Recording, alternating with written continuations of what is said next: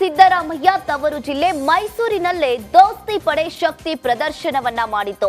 ಮಹಾರಾಜ college ಮೈದಾನದಲ್ಲಿ ಬೃಹತ್ ಸಮಾವೇಶಕ್ಕೆ ಆಗಮಿಸಿದ ಪ್ರಧಾನಿ ಮೋದಿಗೆ ಗ್ರ್ಯಾಂಡ್ ಆಗಿ ಎಂಟ್ರಿಯನ್ನ ನೀಡಲಾಯಿತು. ಮೈಸೂರು ಪೇಟ ಶಾಲು ಹಾಕಿ ಸನ್ಮಾನಿಸಲಾಯಿತು. ಬಿಎಸ್ವೈ ಪೇಟ ತೊಡಿಸಿದ್ರೆ ದೇವೇಗೌಡರು ಶಾಲು ಹೊದಿಸಿದ್ರು. ನಂತರ ಸಮಾವೇಶದಲ್ಲಿ ದೋಸ್ತಿ ನಾಯಕರು ಒಟ್ಟುಗೂಡಿತು. ಮೋದಿ ಮತ್ತು ದೊಡ್ಡಗೌಡರು ಕಾಂಗ್ರೆಸ್ ವಿರುದ್ಧ ಗುಡುಕಿದ್ರು.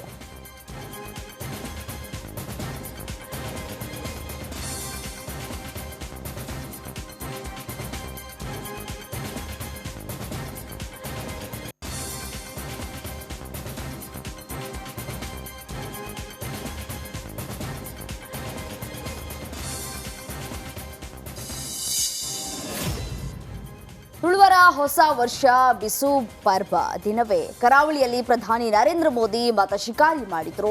ನಿನ್ನೆ ಸಂಜೆ ಹೊತ್ತಿಗೆ ಮಂಗಳೂರಿಗೆ ಎಂಟ್ರಿ ಕೊಟ್ಟ ಪ್ರಧಾನಿ ನರೇಂದ್ರ ಮೋದಿ ಬ್ರಹ್ಮಶ್ರೀ ನಾರಾಯಣ ಗುರು ವೃತ್ತದಿಂದ ಭರ್ಜರಿಯಾಗಿ ರ್ಯಾಲಿಯನ್ನ ನಡೆಸಿದ್ರು.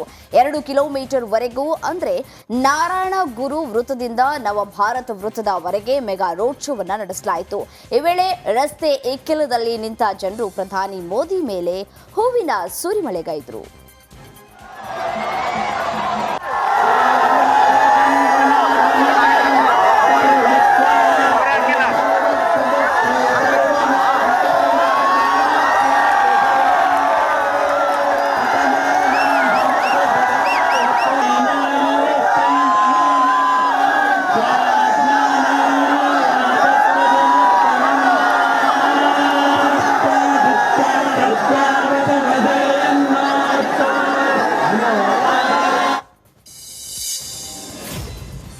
ಮೈಸೂರಿನಲ್ಲಿ ಮೋದಿ ಸಮಾವೇಶದಲ್ಲಿ ಬಿಜೆಪಿ ಅಭ್ಯರ್ಥಿ ಯದುವೀರ್ ಒಡೆಯರ್ ಕೂಡ ಅಬ್ಬರದ ಭಾಷಣವನ್ನ ಮಾಡಿದ್ರು.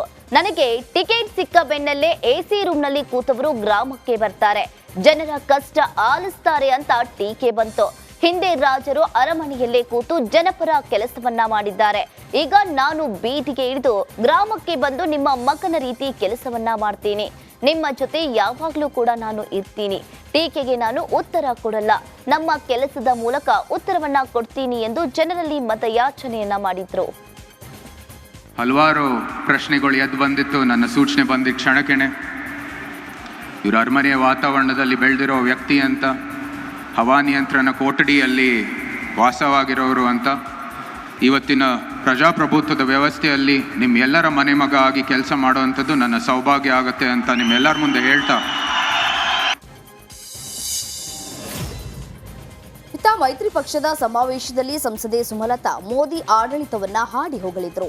ಮೋದಿಯವರ ಆಡಳಿತದ 10 ವರ್ಷದ ಅಭಿವೃದ್ಧಿ ಬರೀ ಟ್ರೇಲರ್ ಮಾತ್ರ, ಪಿಕ್ಚರ್ ಅಭಿ ಬಾಕಿ ಹೈ ಅಂತ ಮೋದಿ ಪರ ಬ್ಯಾಟಿಂಗ್ ಮಾಡಿದ್ರು.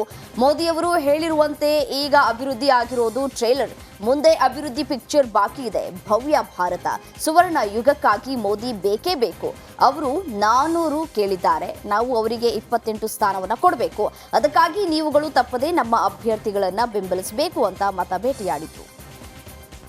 ಅಭಿವೃದ್ಧಿಗಾಗಿ ಶ್ರಮಿಸೋ ಪ್ರಧಾನಮಂತ್ರಿ ನಮ್ಮ ಮೋದಿಜಿ ಅವರ ಕೊಡುಗೆಯನ್ನು ನಾನು ಏನಂತ ಮಾತಾಡಲಿ, ಅದಕ್ಕೆ ಸಮಯಾವಕಾಶನೂ ಇಲ್ಲ. ಅವರು ತಂದುಕೊಟ್ಟಂಥ ಯೋಜನೆಗಳ ಬಗ್ಗೆ ಮಾತಾಡೋಕ್ಕೆ ಒಂದು 4-5 ದಿನ ಆಗಬೇಕು ಇಲ್ಲಿ ನಿಂತ್ಕೊಂಡ್ರೆ. ಅದೆಲ್ಲವೂ ನಿಮ್ಮ ಕಣ್ಮುಂದೇನೇ ಇದೆ.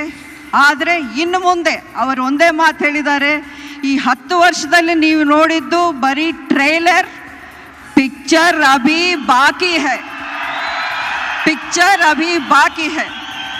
ಮತ್ತೊಮ್ಮೆ ಮೋದಿ ಸರ್ಕಾರ ಬಂದೇ ಬರುತ್ತೆ.